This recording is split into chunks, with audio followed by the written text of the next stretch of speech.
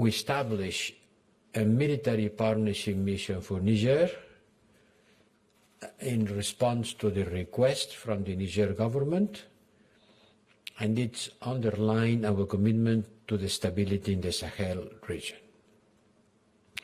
About this 6 points, some more details. First, we were joined by Minister Kuleba, who informed us about how Russia is weaponizing winter, weaponizing the low temperatures. And happily, today we know that 1.5 million people are without electricity just in Odessa, right after drone strikes from Russia. In Odessa, it's around 0 degrees Celsius cold. It's clear that Putin is trying to freeze Ukrainian people into submission, deliberately depriving millions of Ukrainians of water, electricity, and heating. This can be called crimes against humanity. These are war crimes. To put millions of people into the cold and darkness, willing to freeze them in the middle of the winter, that's a war crime. And the courage of the Ukrainian people deserves respect, certainly, but more than respect and applaudiments, what they need is support. And that's what Kuleba has asked us, with a concrete list of requests from financial to military to training support. We have to continue supporting Ukraine. The ministers committed clearly to maintain the military support to Ukraine. They agreed to increase the ceiling of the European peace facility, as I said, 2 billion plus possible 3.5 billion. We will assist Ukraine on repairing its energy system. We will increase our electricity exports to Ukraine. We will continue working to ensure accountability for all involved in this war in order to make impunity impossible. We discussed the ongoing work on the 9th package of sanctions to react to the latest escalation and brutality that Putin is using in order to continue attacking Ukraine. The agreement was not reached among the ministers, but I hope it will be reached this week, and we will be able to approve this new tough package on the coming hours, or the latest during this week. What we already approved is the individual sanctions to individuals and entities. It makes about 200 individuals and entities. This is approved. It's going to hit hard the Russian defense sector and the Russian military. It's going to hit also the political masters of the Russian government in the Duma, in the Federation Council, and in the judiciary. We are targeting those responsible for looting of Ukrainian grain and for the deportation of Ukrainian people, and in particular children. We are imposing sanctions on new outlets, on organizations who are not an expression of free press, but of the poisoning of the public space with systematic manipulation of information. We believe that sanctions work. We believe that Russia's arms production is being hampered, so it is thanks to our sanctions that Putin was not able to achieve its objective in Ukraine. Russia has already lost this war morally and politically, and Ukraine must prevail. That's what the ministers said after having this exchange with Minister Kuleba. Ukraine must prevail. The second big issue was the worrying situation in Iran, where the authorities continue with the repression of Iranian women and youth, Iranian demonstrators. It's clear now that the Iranian authorities have started to carry out death sentences related to the protesters. Mahidreza Rahnavard, a young man in his 20s, is the second protester executed, this time in public, after a very short trial. He was arrested less than a month ago, and he has just executed.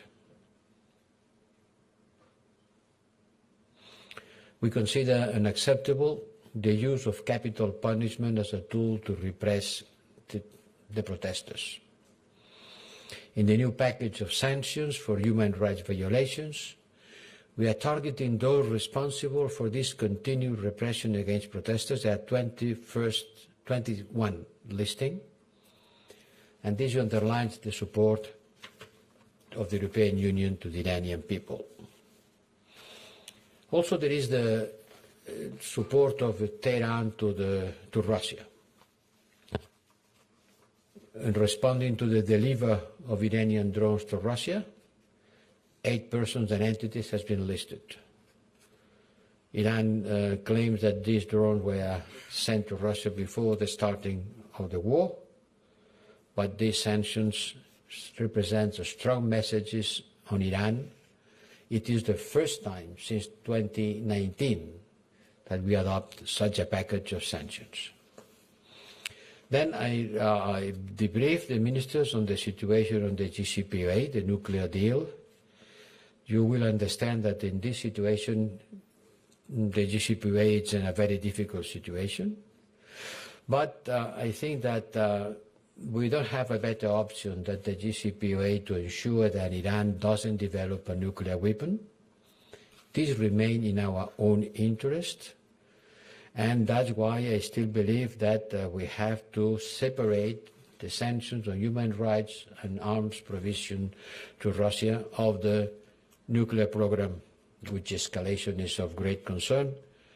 And despite the fact that the nuclear deal remains in a stalemate and the escalation of Iran's nuclear program is of great concern, we have to continue engaging as much as possible on trying to make this deal to revive.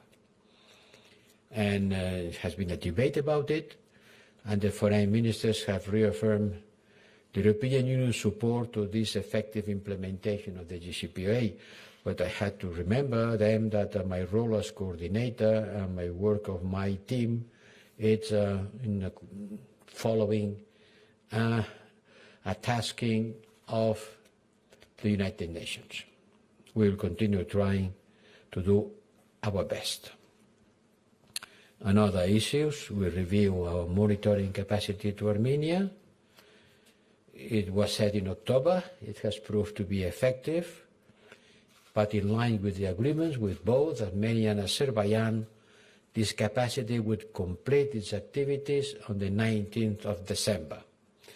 Nevertheless, in order to maintain our credibility as a facilitator of the dialogue between Armenia and Azerbaijan, a team will be deployed to Armenia in order to plan a possible civilian missions to be launched in case of agreement for next year. But this EU monitoring capacity mission to Armenia has reached an end on the 19th of this month. Another important issue is the deteriorating situation between Kosovo and Serbia. The latest incidents confirm this very much worrisome downward spiral in the relations with damaging consequences for the people of Kosovo, Serbia, and the whole region.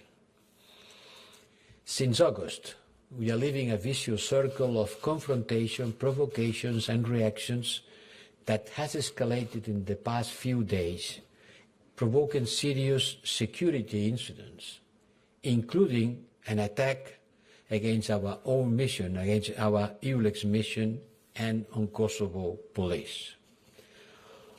Barricades blocking roads, armed people roaming the streets, it is not something that we are ready to accept. It's not going to be acceptable. We don't accept that coming from partners, people who aspire for an European future. This situation has to end. Barricades has to be removed. Calm must be restored. The Council clearly called on both sides to refrain from any violence and provocative actions.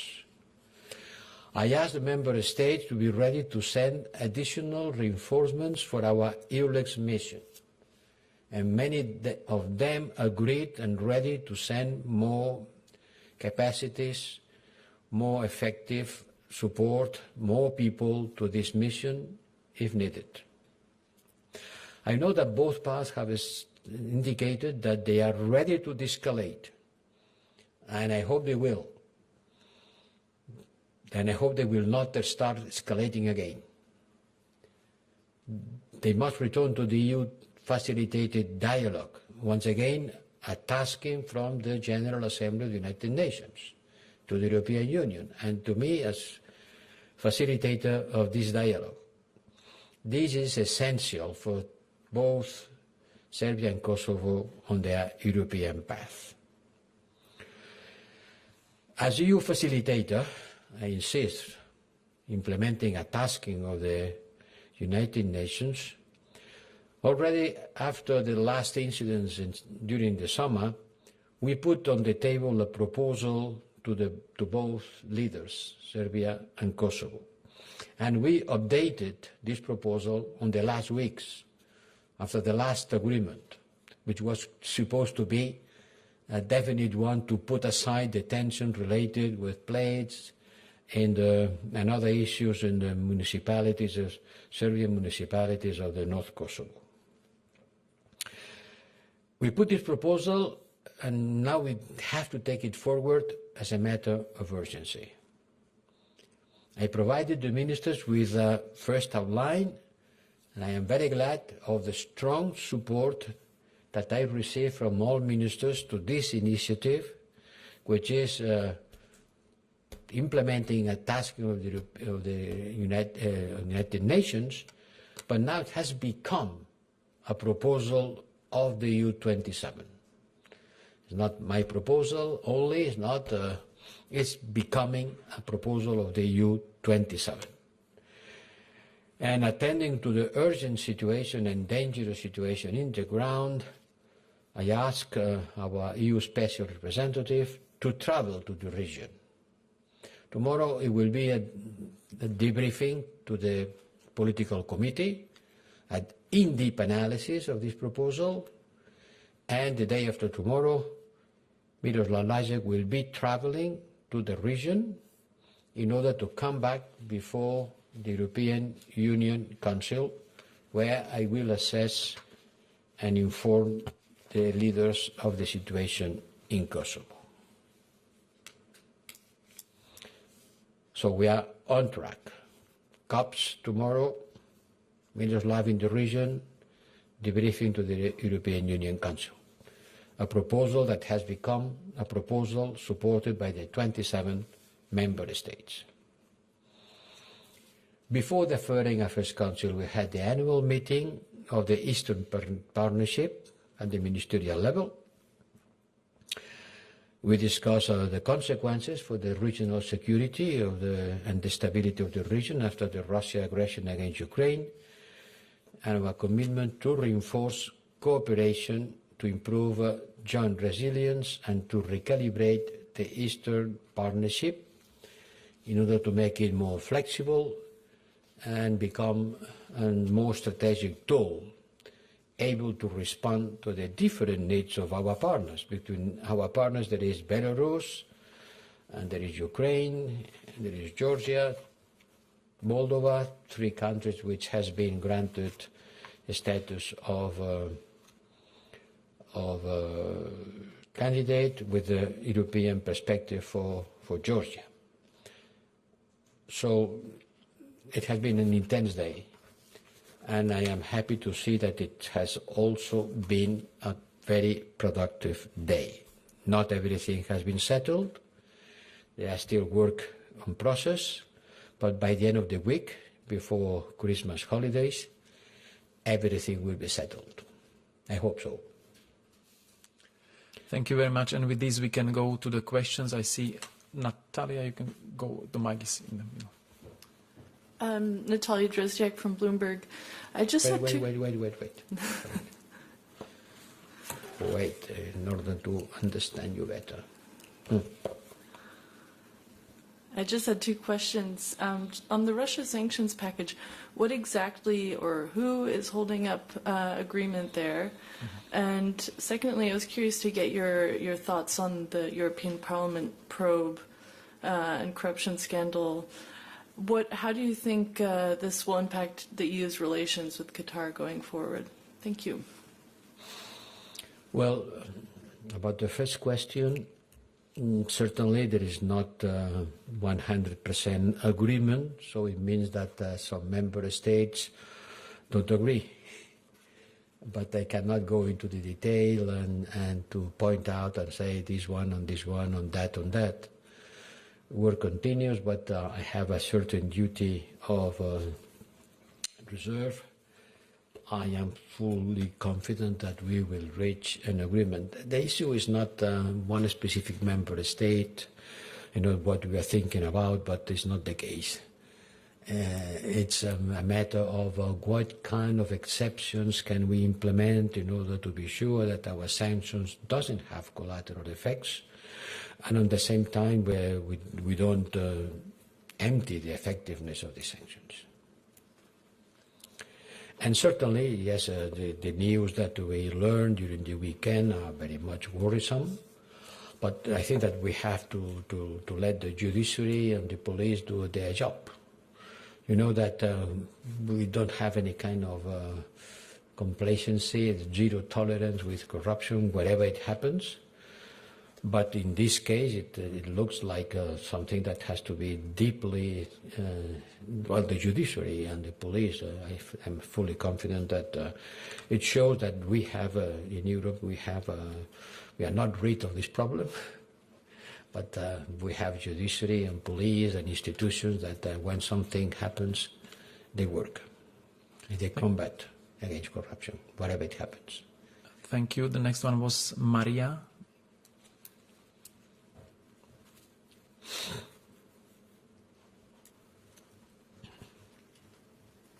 Bonsoir, merci beaucoup Maria Audrescu pour la Libre Belgique. Je voulais savoir quelle était votre impression, votre sentiment par rapport au fait que la Hongrie a refusé de se joindre au paquet d'aide de 18 milliards d'euros prévu pour l'Ukraine. Qu'est-ce que ça dit pour de l'unité européenne en soutien à l'Ukraine? Merci beaucoup.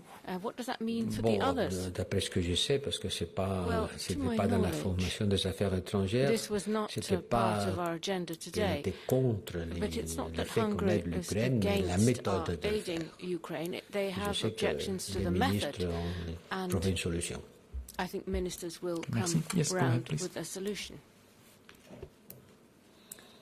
Thank you very much. I'm Mossadegh from Iran International. You had a phone conversation with Mr. Amir Abdullahian of Iran yesterday. What's their response to the EU concerns? And don't you think that Iran is not taking EU concerns serious and continuing doing the same with the crackdown of protests? And the second question about GCPA, you told that there is no better option. And we are witnessing a very long negotiations on this. Can you tell us how close you see an agreement on this? And we are talking about the months, the years, the weeks. Can you tell us about any timeline on this? Thank you. Well, it is just because we still have strong disagreements about what happening in Iran, and that's why we take this decision on sanctions. I talk quite often with the Iranian minister, It's my duty and have to do it, and we share and we disagree, but at least we talk each other. I think that diplomacy is here to keep the channel of communication open in any circumstances. And I think it was good that before the Council took this decision today, I could inform the Minister and he could explain me what's happening, and I explain him my concerns. And these concerns brought to these decisions. Secondly, JCPOA, I want to make a clear difference between the nuclear deal, in which I am acting as a facilitator on behalf of the tasking of the United Nations, and the decisions taken by the Foreign Affairs Council on the issues of human rights and supply of arms to Russia. They are two different things. Certainly this doesn't create the best atmosphere to advance in any kind of issues in the relationship between EU and Iran. But the nuclear deal is not an issue of the relationship between EU and Iran. It's something that goes further.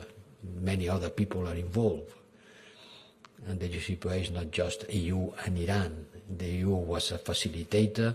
It was a big success of the European Union diplomacy, and unhappily this deal was broken by the Trump administration, and now we have to try to revive it. The current circumstances doesn't help, but I think there are two different issues. Thank you. And we take one last question from Zoom. Momchil, your mic will be open. Maybe if you tilt your camera a little bit, because we just see the top of your head. Now it's much better. Very good. Go ahead. Who is here? Good evening. Good evening. Yes, I'm hearing well, my question is related to the 9th package of sanctions against Russia. As we know, the Duma parties and the Council of Federation parties will be included in the sanction list. But I wonder, everyone knows that there are a lot of political parties in the European Union who maintain close contacts with Russian parties. Is there any possibility those European EU parties from the EU countries to be sanctioned for contact with the Russian political parties? What? I haven't understood the question. Is there a possibility political parties in EU countries which maintain close contacts with Russian political parties to be sanctioned? No. That was a clear answer to your question, Momchil, and I think we will leave it there. Yeah, the answer was no. Thank you very much, everyone. Thank you for coming, High Representative. Thank you, and thank you also to the interpreters. Have a nice evening. See you soon. Bye.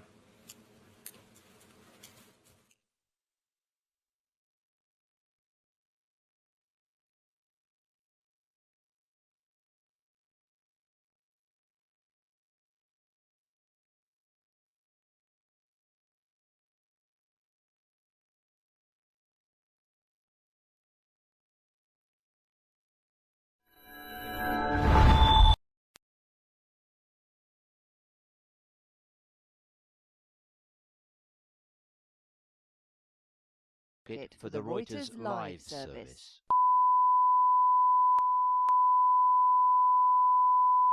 This is the primary audio circuit for the Reuters live service.